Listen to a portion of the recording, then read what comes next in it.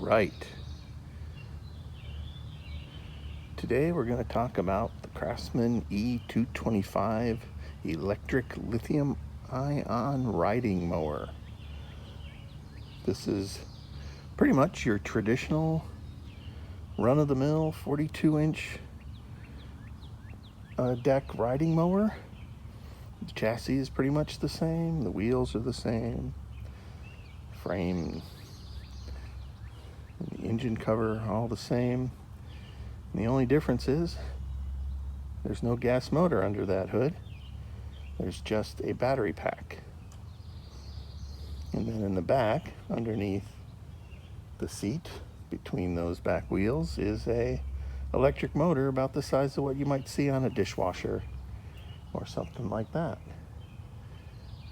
And then instead of pulleys connecting that to turn the blades each connect to their own individual motor.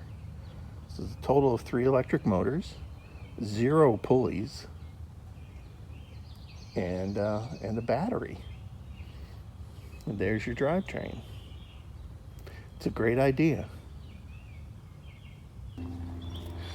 Let's have a look around, show you the tractor.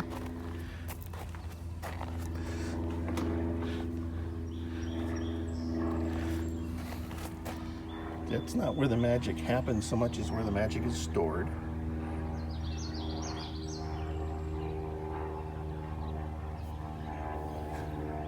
It's a battery, and the battery's got a topper on it of some kind, probably some electronics under there.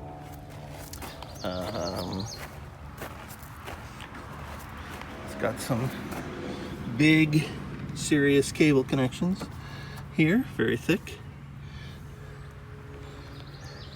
And then the front is very, very simple because there's no pulleys coming down there or anything. It's just the one rod propping up the deck, and then these rods for the steering and a cast iron axle, and that's it. Very simple front.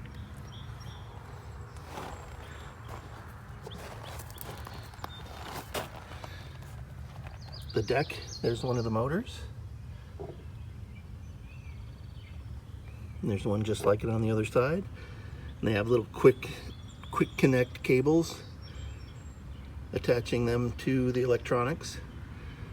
It's very easy to get this deck on and off because there's no pulleys and stuff, and there's only 3 cotter pins you got to remove. So that's pretty nice. Regular old tire, nothing weird there. Back end also looks pretty much the same. I'm going to go ahead and slide this under here, see if we can see the motor. That probably looks really weird.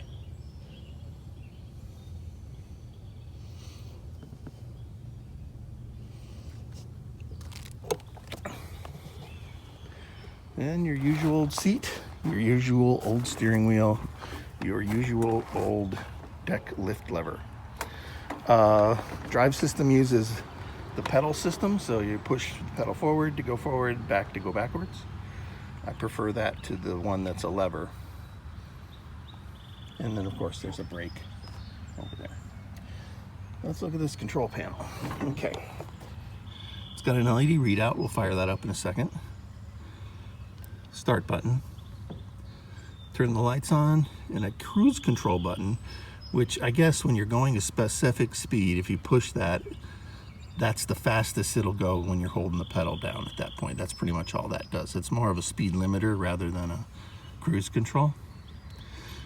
This engages the blade. You got to hold this down for a couple of seconds or 1 second and before the blades will start. If you want to mow in reverse after starting the blades, you have to hold this button down for 3 seconds. And this light will blink, blink, blink, blink, blink, and go solid. Of course, nothing happens until you turn the key on. There's a key over there. And you have to hold down the brake pedal while you start. The question is, does it work for a large rural yard? And does it make sense in any context? And the deciding factor for that, assuming it all works and it cuts grass as well as a gas mower and all those things, is how long will it do that? Let's look at some numbers. Okay, it claims 2,250 watt hours. Translating that into something you'd use to talk about a car, an electric car, they talk about kilowatt hours. And so that's 2.25 kilowatt hours.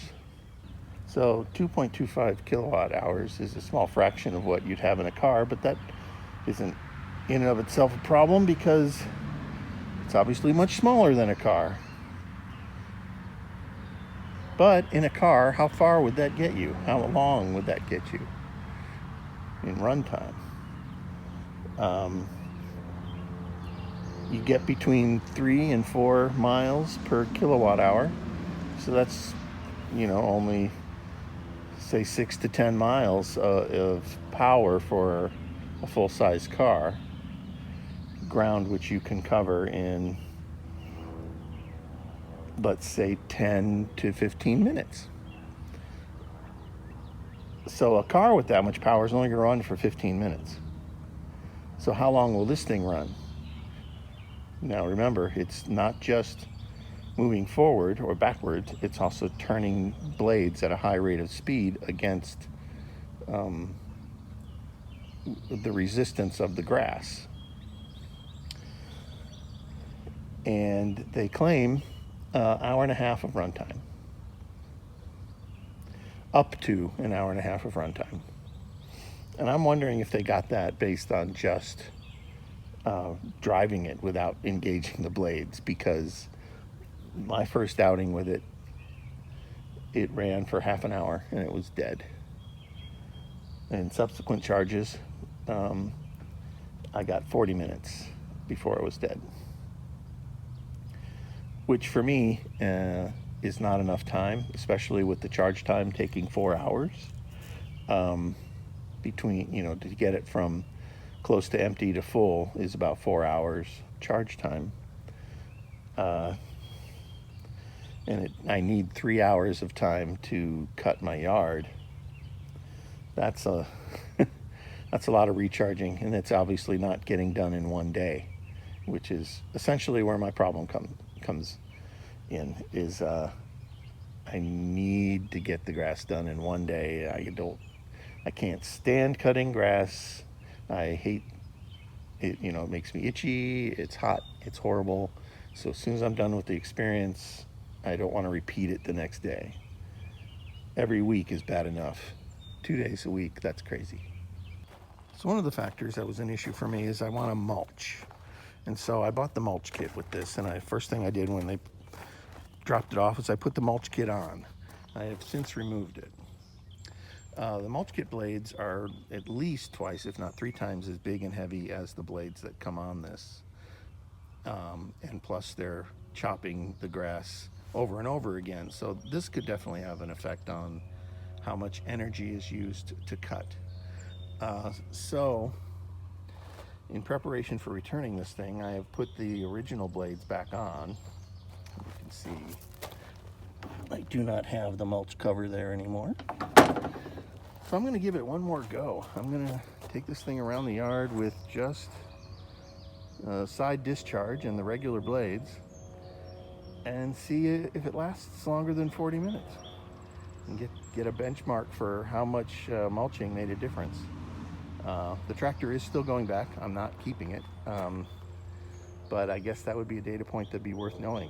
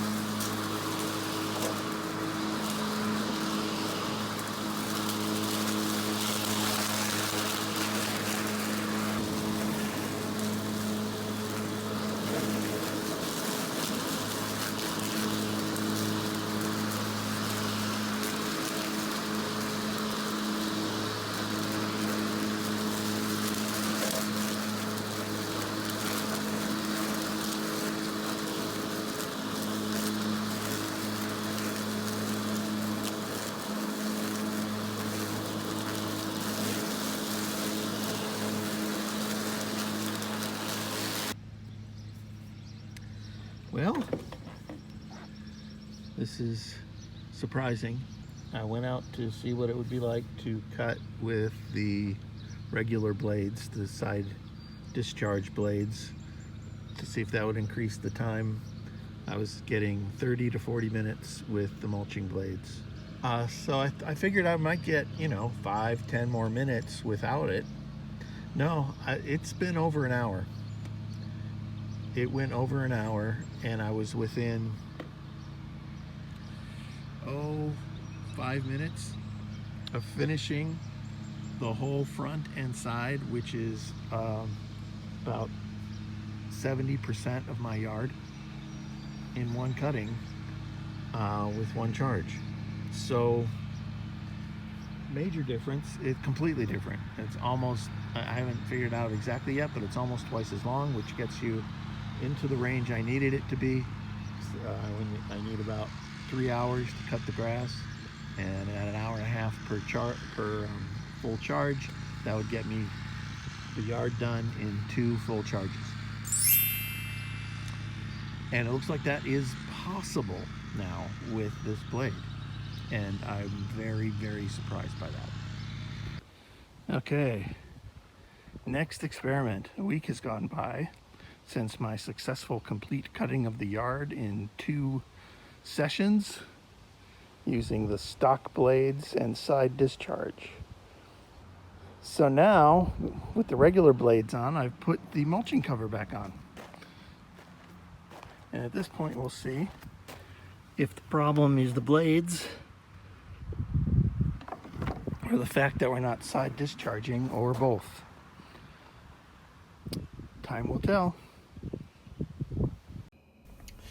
Oh my, it's now September, and I've been cutting grass with the original blades and the mulching cover for 3 months. And guess what? It's working out perfectly. I'm getting between 60 and 80 minutes on a charge. So I can go out around noon and cut grass for about an hour, plug it back in, and then before supper I can do another hour, and I'm done for the week. Occasionally, when the grass is too high or wet, or both, I still have to get the beast out, because one thing this can't do is handle overgrown wet grass, especially with the mulch cover on. The deck just clogs instantly. Other than that, I've been very happily cutting my rural yard on what I have now dubbed my electric mobility tractor. It's handy for getting around the property and hauling stuff, or just going out to the road to get the mail. Well, that's it for the video. Thanks for watching, and let's go electric.